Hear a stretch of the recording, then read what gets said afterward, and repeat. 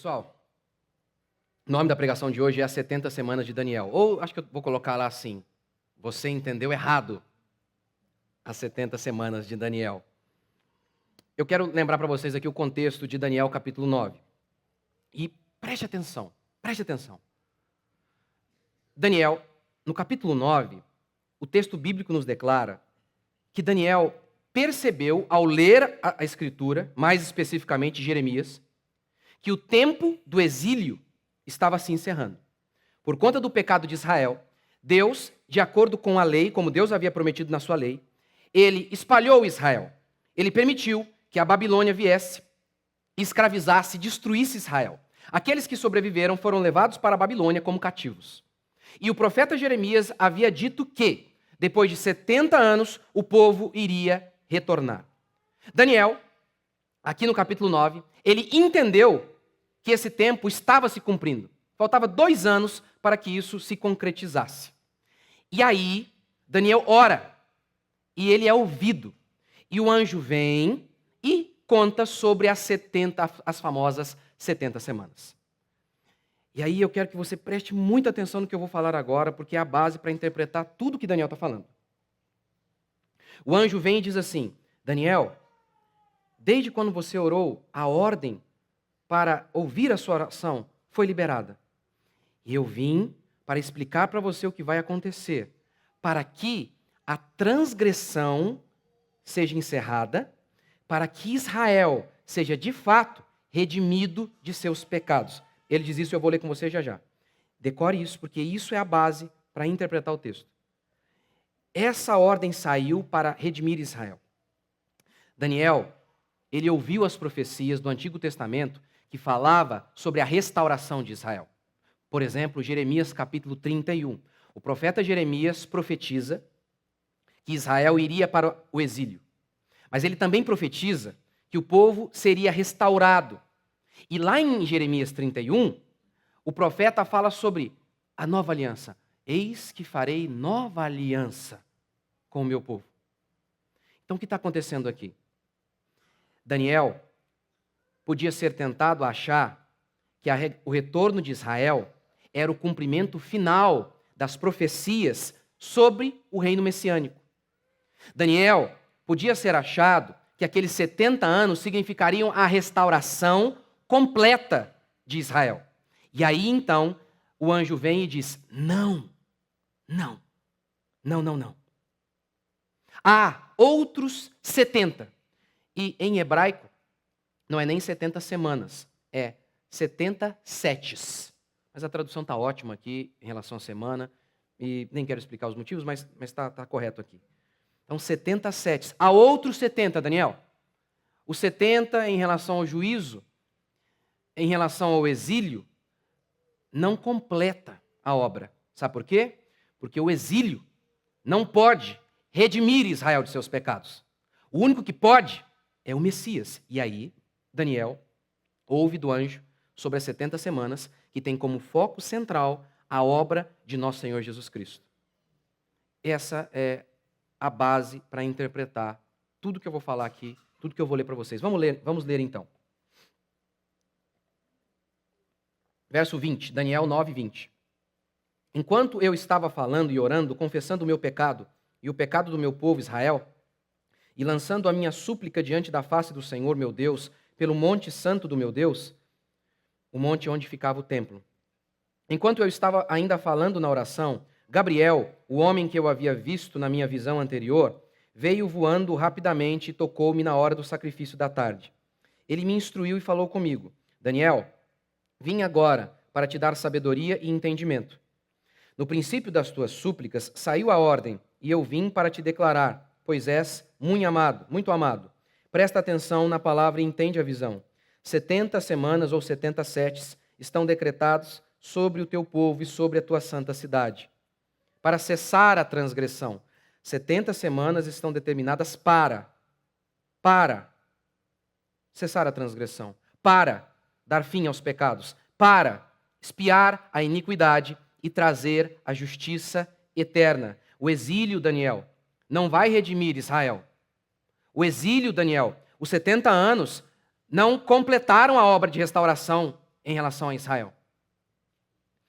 Verso 25. Sabe e entende, desde a saída da ordem para restaurar e para edificar em Jerusalém, isso aconteceu no ano 45, mais ou menos 80 anos depois que Daniel recebeu essa profecia.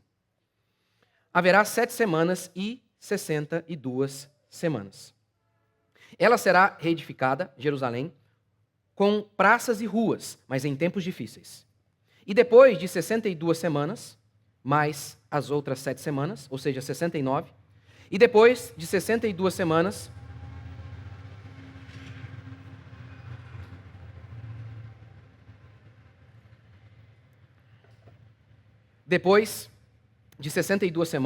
o ungido será tirado, e já não estará.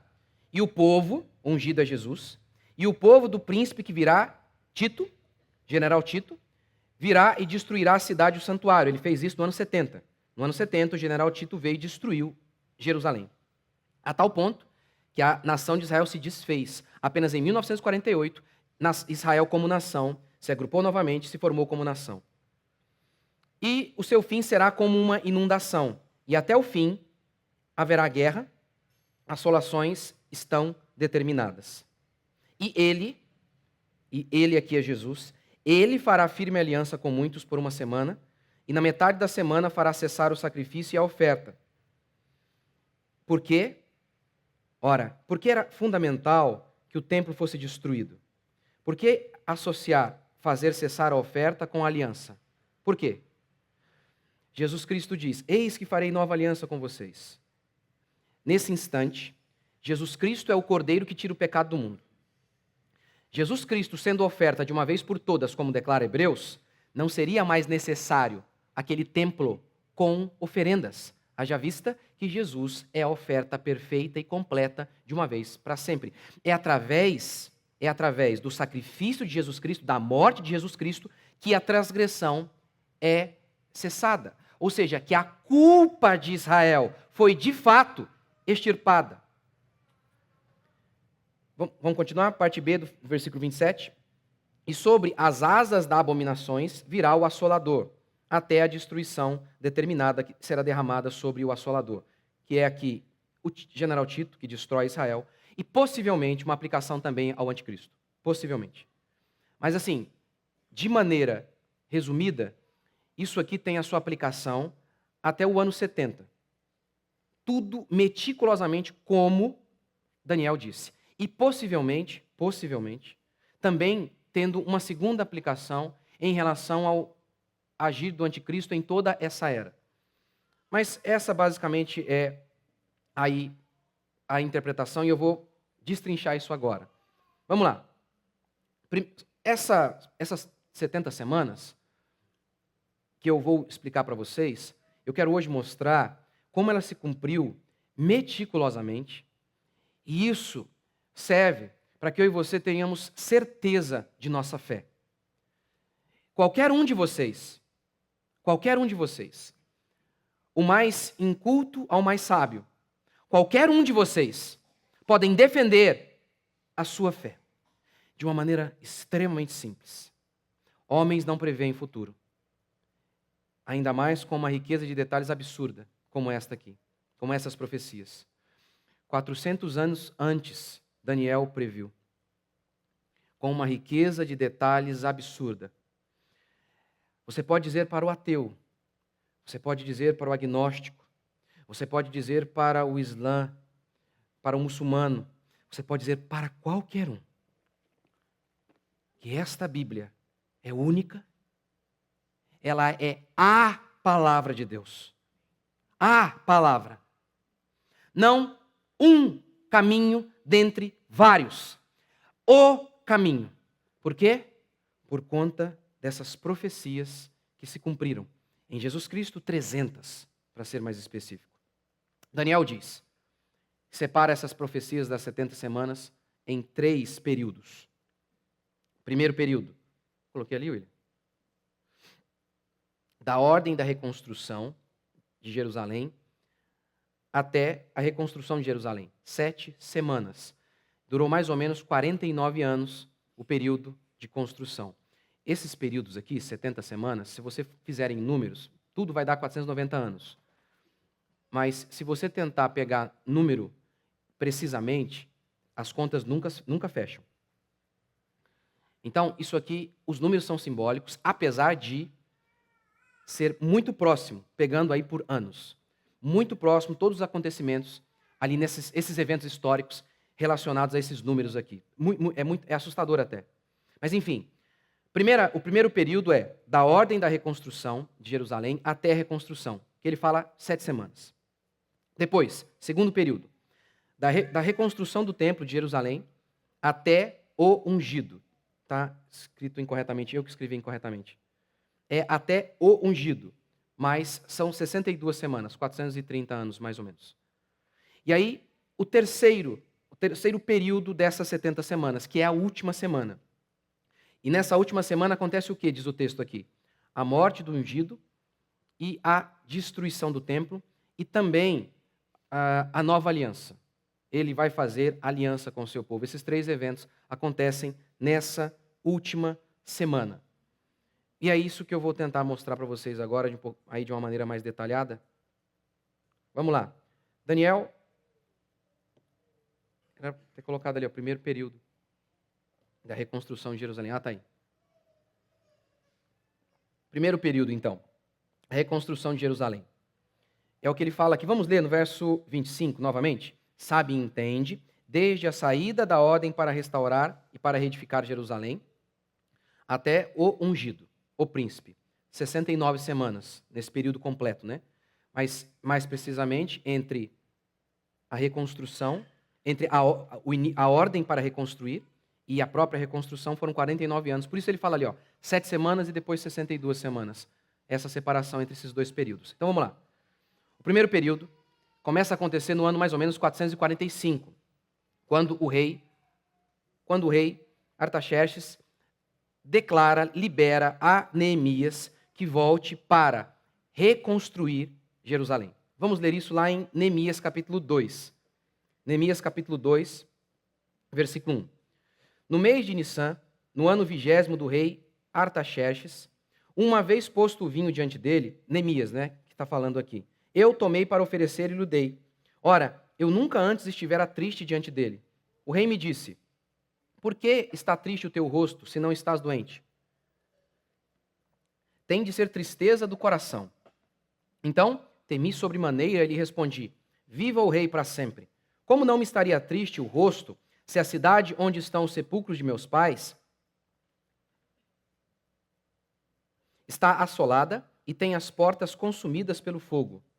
Disse-me o rei, só lembrando, o povo de Israel já havia retornado, mas a cidade ainda estava em ruínas. E Neemias, ao descobrir isso, que o seu povo estava em grande ruína, ele estava triste.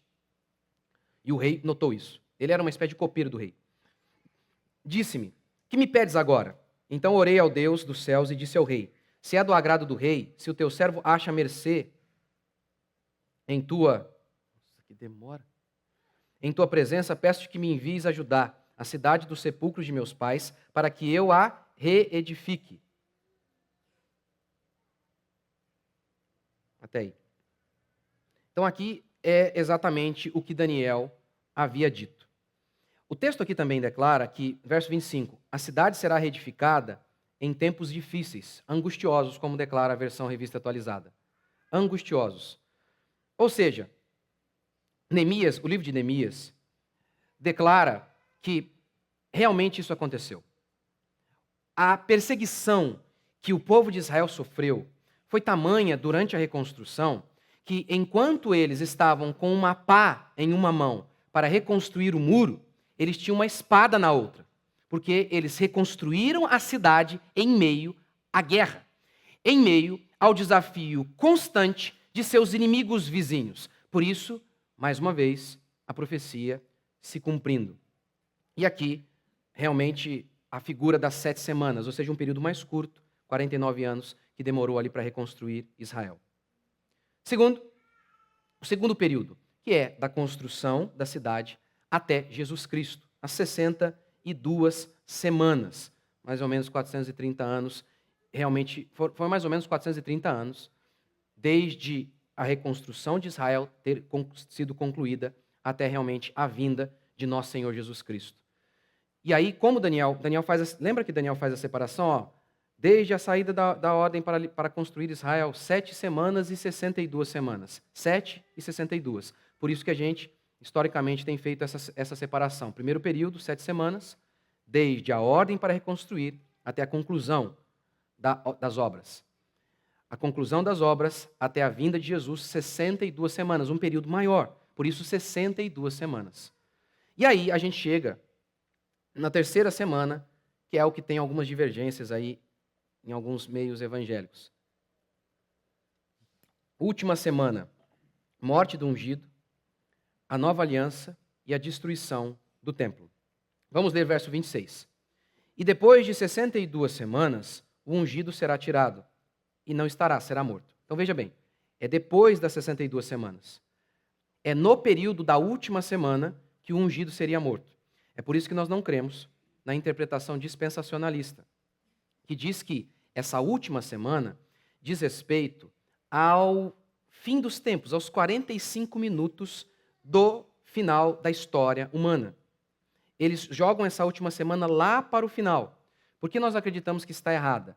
Porque o texto aqui diz que depois das 62 semanas, nós chegamos na última semana. E o texto bíblico então vai dizer que na última semana o Messias é morto. Se a interpretação dispensacionalista estivesse correta, Jesus Cristo ainda não morreu. Não é? Ele ainda, o ungido, vai morrer ainda, o que é um absurdo, porque Jesus Cristo, sabemos, ele morreu. Então, por isso, nós acreditamos que essa interpretação está incorreta.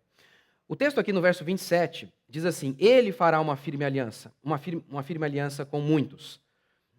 Eles também interpretam que aqui seria o próprio anticristo. Mas nós cremos que não há base alguma, que tudo aqui tem a ver com o próprio Cristo, porque há um outro elemento aqui na oração, que é aquele que vai trazer as orações, que é o assolador, que vai destruir tudo. Nós cremos que esse é o Tito, o general Tito, do ano 70, e também, quem sabe, o próprio anticristo. Lembra lá de Mateus? Mateus, capítulo 26, versículo 28. Jesus disse assim: porque isto é o meu sangue da nova aliança, derramado em favor de muitos, para a remissão de pecados. Em favor de muitos. Como o texto declara, que ele faria aliança com muitos. O texto diz também que ele, o Messias, faria cessar o sacrifício, a destruição do templo. Tudo isso é profetizada. E como eu falei para vocês no começo, a ligação de nova aliança com destruição do templo tem tudo a ver. Por quê? Porque Jesus Cristo, sendo ele o sacrifício perfeito, não havia mais necessidade alguma de se continuar os sacrifícios. E, já que os judeus rejeitaram o Messias em sua maioria, somente Jesus Cristo destruindo o templo por meio de Tito, para que, de fato, os sacrifícios fossem cessados. Porque é isso que os sacerdotes deveriam fazer. Esse é o Messias. Esse é o Messias. Acabaram-se os sacrifícios. Porque todos os sacrifícios do Antigo Testamento apontavam para Cristo. Tanto é que quando Jesus aparece diante de João Batista diz o quê? Este é o Cordeiro. Todos os outros eram sombras. Todos os outros cordeiros que eram imolados no templo eram sombras, apontavam para uma realidade. Eram um formato de realidade, mas não era de fato o Cordeiro. Eles apontavam, era uma profecia sobre o genuíno Cordeiro, Jesus Cristo de Nazaré. Por isso aí, essa ligação entre nova aliança, ele fará nova aliança e ele interromperá os sacrifícios. Ora, como eu disse para vocês no começo, o objetivo dessa profecia, diz aqui o anjo, é cessar a transgressão. Israel foi levado para o exílio por conta de seu pecado. As profecias falavam que Deus iria executar juízo e que Deus iria purificar Israel. Várias profecias do Antigo Testamento. Então, Daniel, orando pelo cumprimento dos 70 anos, Daniel então podia ser tentado a achar que agora as profecias se cumpriram. E quer ver? Jeremias 31. Você pode abrir comigo lá? Eu preciso que você abra lá comigo. Jeremias, capítulo 31.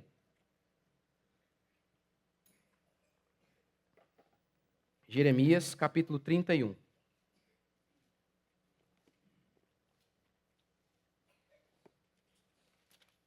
Jeremias, capítulo 31. Aí, na sua Bíblia, Jeremias 30, por exemplo, tem um subtítulo mais ou menos assim, a promessa do retorno do exílio. Jeremias capítulo 31, o amor do Senhor e a restauração de Israel. Está vendo? Esse é o tema, a restauração de Israel. Jeremias havia profetizado que o povo ia para a Babilônia, mas depois Deus iria restaurar Israel. Mas veja que aqui na profecia de Jeremias, capítulo 31, nessa restauração de Israel, houve um elemento que não aconteceu ali no retorno do exílio, que foi a nova aliança. Vamos lá, Jeremias 31. Naquele tempo de restauração, diz o Senhor, serei o Deus de todas as famílias de Israel, e eles serão o meu povo.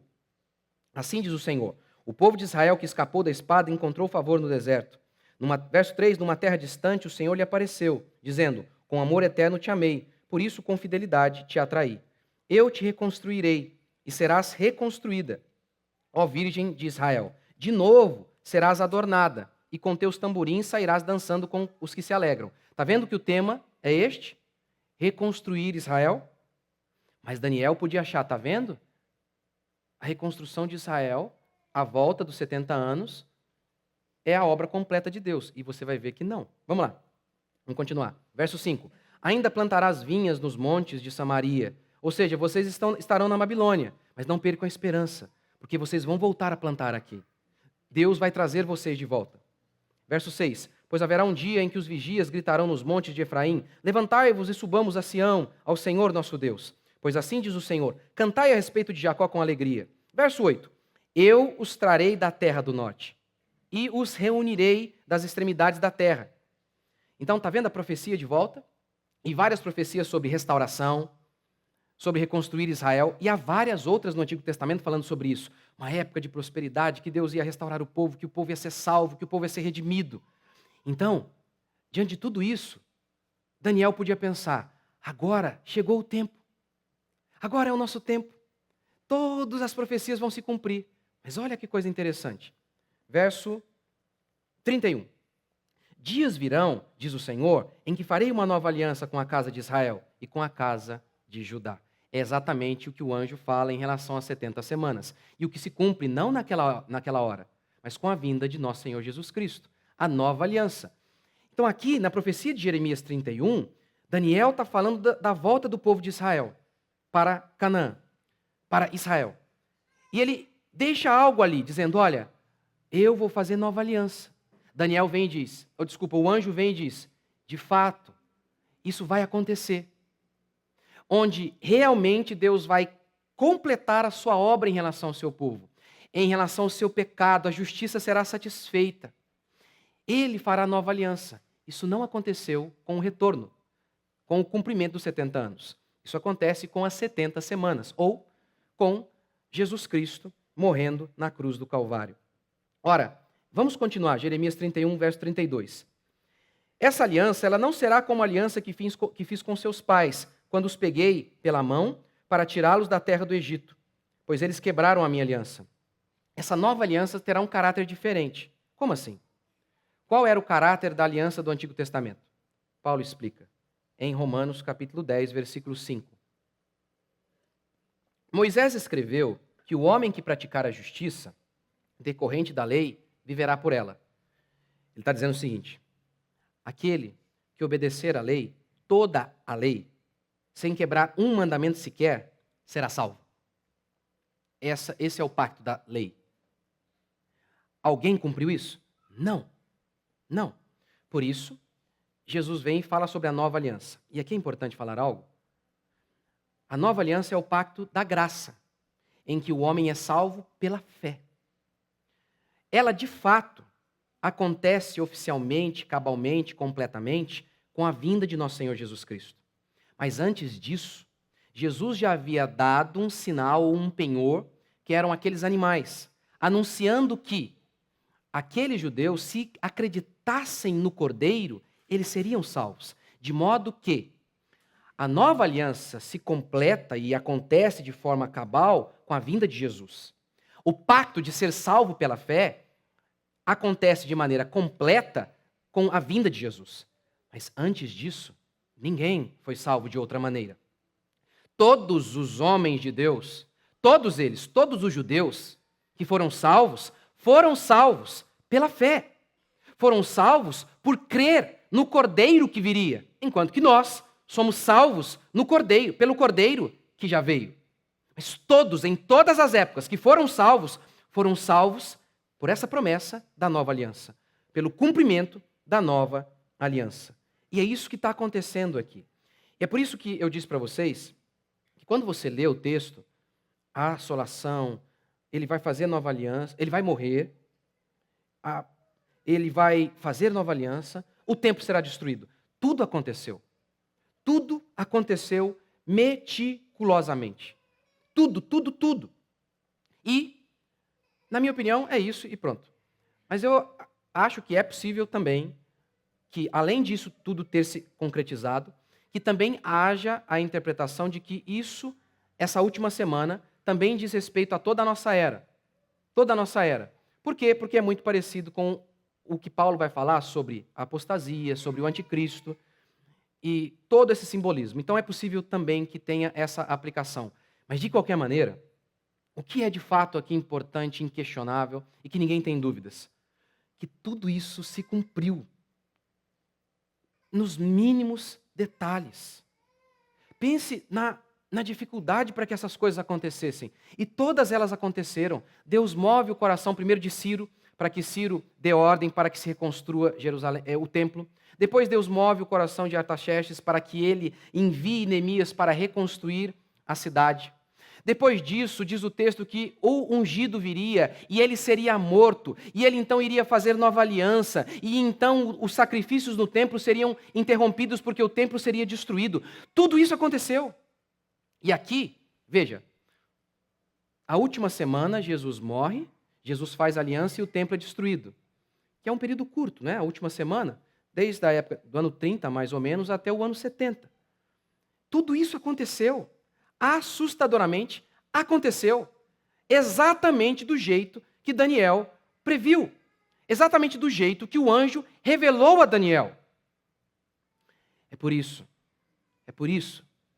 que todos os outros conhecimentos, eles são sempre falíveis, eles estão sempre abertos, seja filosoficamente falando ou cientificamente falando.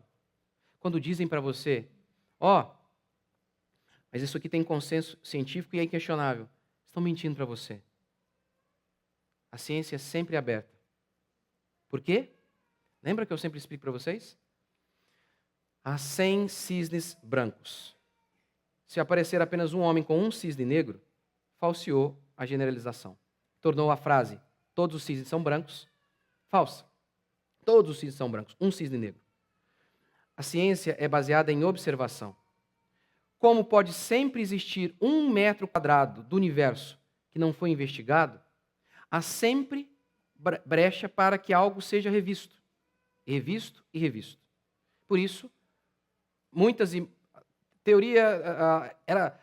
lei da geração espontânea. Foi desfeita. Quando eles viram o conhecimento se desenvolveu, eles viram algo que eles não estavam vendo antes. Caiu por terra. E você tem que se lembrar também que a ciência é feita por cientistas. Cientistas veem os fatos. E eles é que precisam interpretar os fatos. E muitas vezes, por conta de sua limitação, eles interpretam os fatos de maneira incorreta. Como, por exemplo, na teoria da geração espontânea. Eles acreditavam que um pedaço de roupa podre geraria bactérias, ou seja, a não-vida traria vida. Mas com o desenvolvimento da tecnologia, com novos conhecimentos, eles perceberam que havia algo que eles não estavam olhando, que eles não sabiam, que há vida no ar. Ou seja, havia um fato ali, mas havia um ser humano interpretando o fato. Mas isso é um fato científico inquestionável. Tinha um pedaço de roupa ali, do nada, nós vimos bactérias ali. Esse é o fato. Mas a interpretação desse fato veio de um homem limitado, que depois, posteriormente, se provou equivocado, estar equivocado. O conhecimento filosófico. Um filósofo faz uma afirmação. Ele diz, é assim. E aí vem um filósofo na geração seguinte e diz, houve um ponto que esse outro filósofo que veio antes de mim não identificou.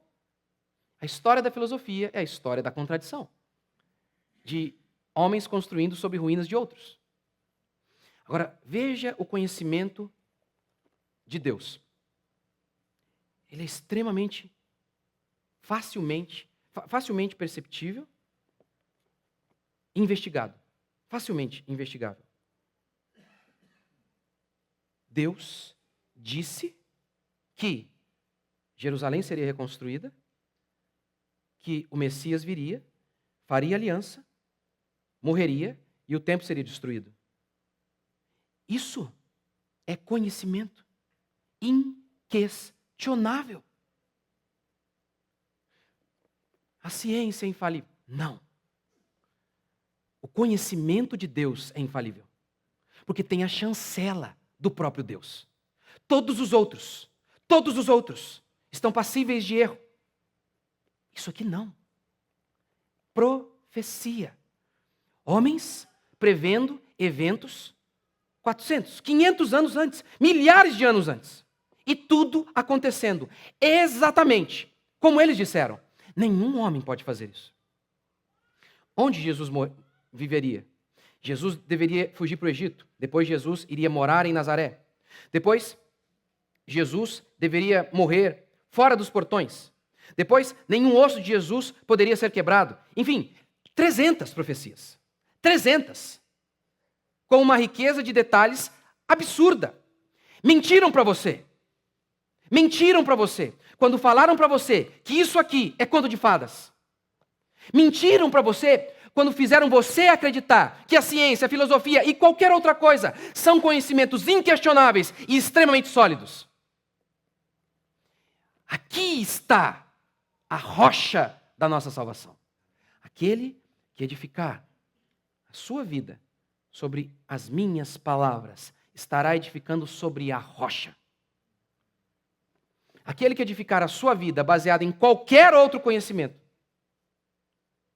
estará edificando na areia. A palavra de nosso Senhor Jesus Cristo. A Bíblia é a palavra de nosso Senhor Jesus Cristo. Tem a chancela do sangue do nosso Cordeiro. É por isso que eu e você, nós somos chamados de luz do mundo. A igreja é a luz do mundo.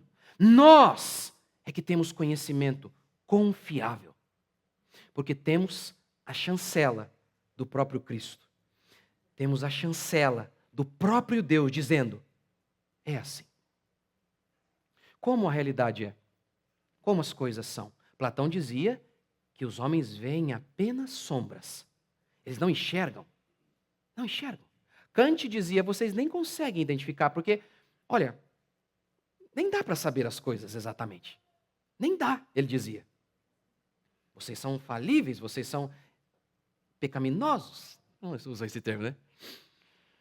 Não, nem é possível conhecer as coisas de Deus, da eternidade, dizia ele. Olhe o que acontece aqui. Olha o que acontece. Deus, por meio da Bíblia, ele diz como as coisas são. Você, João, você é podre, pecador. Rousseau diz que não, que você nasceu essencialmente bom.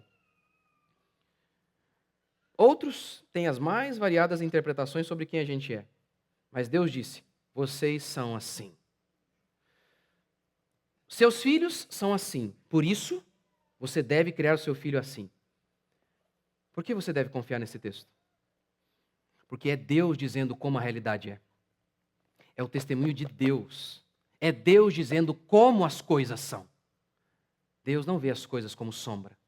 Ele enxerga tudo como de fato as coisas são, porque Ele criou todas as coisas. Ele criou o seu trabalho. Ele criou a sua vida. Ele criou o seu casamento. Ele fez todas as coisas. Então, como Deus diz que as coisas são, de fato as coisas são. E você tem o testemunho das profecias se cumprindo. E da maior de todas, Jesus Cristo morto na sexta-feira, ressurreto no domingo. E ele dizendo que Daniel é palavra de Deus. Lembra que ele disse, ele chamou de profeta Daniel? Ele disse que o Antigo Testamento é palavra de Deus. Ele disse. Ele escolheu seus discípulos para escrever o Novo Testamento. Ele. O que vocês têm aqui, na mão de vocês, é de fato conhecimento sólido. Por isso Jesus disse, rocha.